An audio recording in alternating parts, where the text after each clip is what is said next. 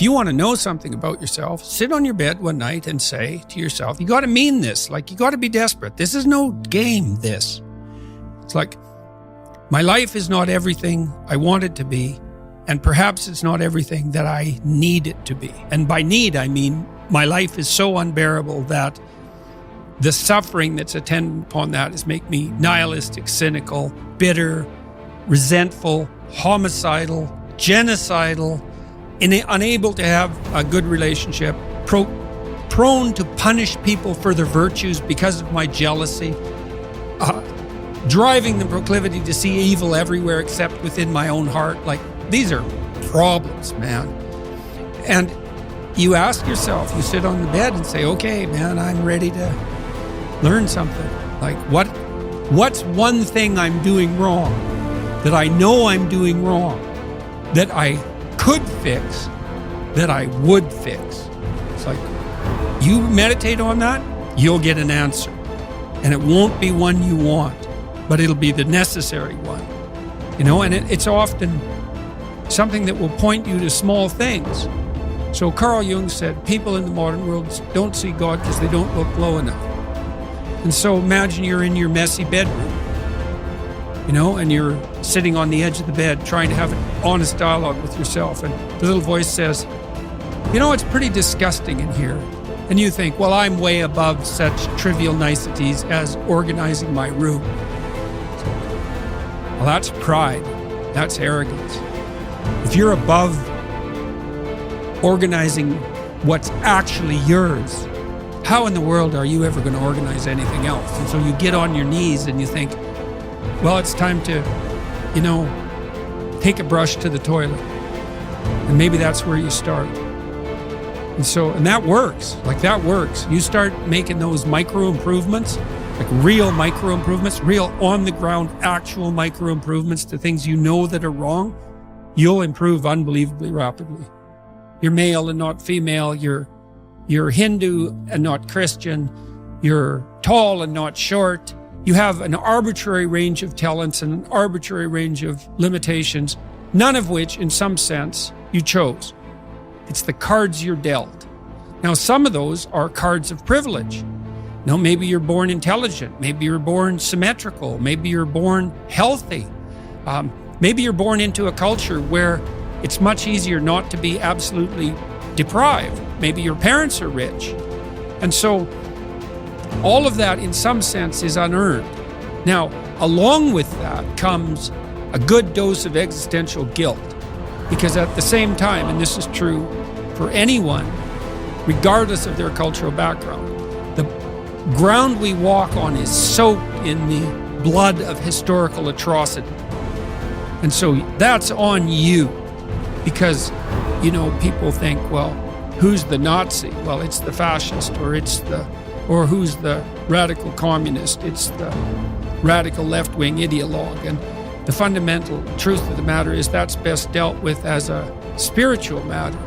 Is the adversary is within, really, most profoundly. And so you have to take the responsibility for that historical atrocity onto yourself. I was talking to Guy Ritchie this week about his movie King Arthur. It's quite an interesting movie in many ways. And when Arthur, who could be the hero, takes the sword, he's so overcome by visions of his murderous uncle that he can't pick up the weapon. Well, think about that. Now, you have weapons at your disposal, but they've been used by your murderous uncle. Like, dare you wield them? And the answer is, maybe it's easy just to leave the sword on the ground because you do want to be responsible for atrocities going forward, and don't think you couldn't be, and don't think you might not enjoy it. And so, the way you pay for your privilege is with your virtue. I mean that most particularly. You have these opportunities and this existential guilt, and the way you expiate that and atone is by doing your best to live the best possible life you can manage, to speak the truth, to treat people with respect, to abide by the principles of the dignity of the individual, and to put your house in order. And that's how you pay for your unearned privilege. All of us. And we all have our privileges and our curses. You know? All of us have that. That's why it's not useful to be envious of people. You know, you're a young man, you see someone drive by in a Ferrari with a blonde, and you think, my God, he's got everything. And, you know, the woman in the car is a prostitute who's got a cocaine addiction, and her life is just one catastrophe after another. And he's had to lie and cheat his way into this position, and he's afraid that everything's going to come crashing down on him, and that's what you're jealous of. And it's just not that profound. You don't want someone else's fate. Man, your fate's enough, and your adventure's enough. It's plenty.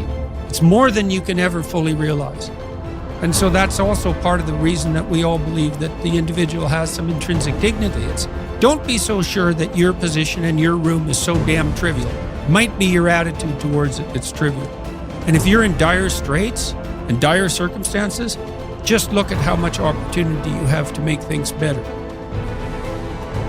Most of us have been raised to believe that the road to a happy life is paved with pleasure, and that the pursuit of pleasure is the path to fulfillment. But as we grow up, we begin to realize that life is not always easy or pleasurable.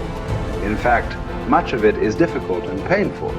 We all experience loss, disappointment, illness, aging, and eventually death. We encounter stress, anxiety, and fear. We suffer from the slings and arrows of everyday life, and yet we continue to cling to the idea that happiness is found in pleasure and the avoidance of pain. We try to avoid our painful experiences by numbing ourselves with drugs or alcohol, distracting ourselves with TV, or obsessing over our work or our relationships. But the more we try to avoid the basic reality that all human life involves pain, the more we are likely to struggle with that pain when it arises, thereby creating even more suffering. The truth is that happiness is not found in the avoidance of pain, but in the willingness to face and accept our pain. It is in the willingness to experience our painful thoughts and feelings, to acknowledge them without judgment, and to take action in line with our values and goals.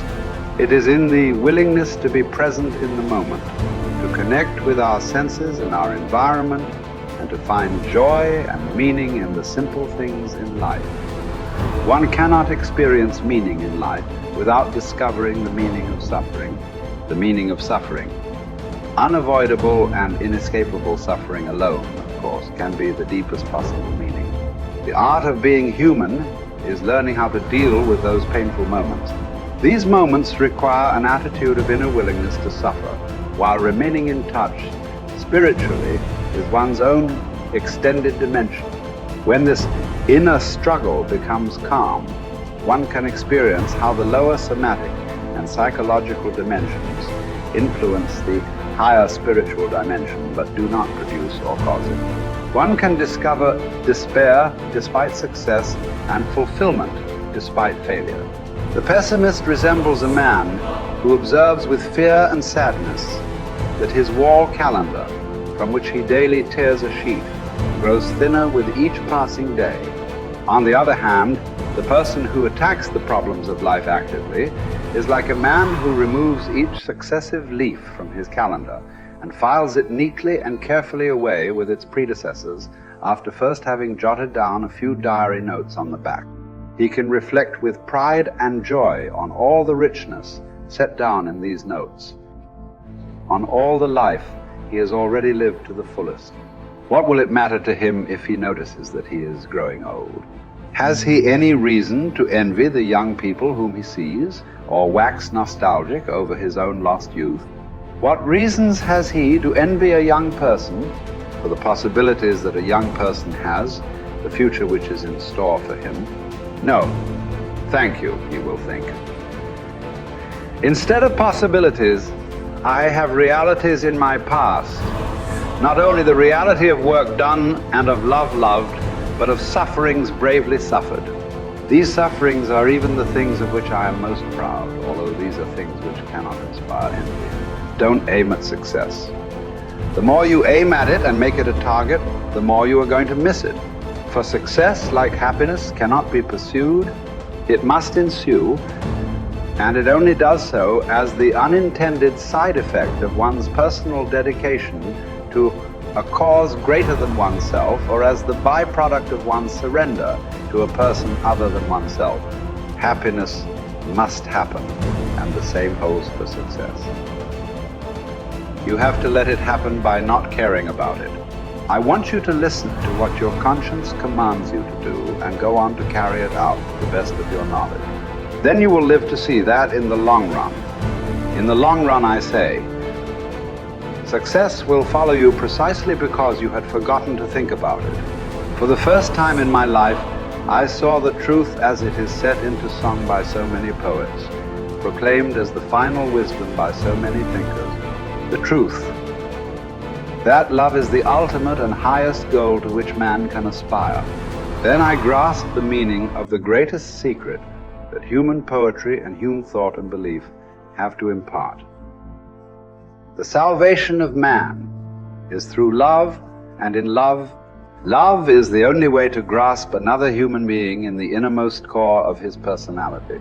No one can become fully aware of the very essence of another human being unless he loves him. By his love, he is enabled to see the essential traits and features in the beloved person. And even more, he sees that which is potential in him, which is not yet actualized, but yet ought to be actualized. Furthermore, by his love, the loving person enables the beloved person to actualize these potentialities. By making him aware of what he can be and of what he should become, he makes these potentialities come true. It did not really matter what we expected from life, but rather what life expected from us. We needed to stop asking about the meaning of life and instead think of ourselves as those who were being questioned by life. Daily and hourly, our answer must consist not in talk and meditation, but in right action and in right conduct. Life ultimately means taking the responsibility to find the right answer to its problems and to fulfill the tasks which it constantly sets for each individual. Ultimately, man should not ask what the meaning of his life is, but rather must recognize that it is he who is asked. In a word, each man is questioned by life, and he can only answer to life by answering for his own life. To life he can only respond by being responsible.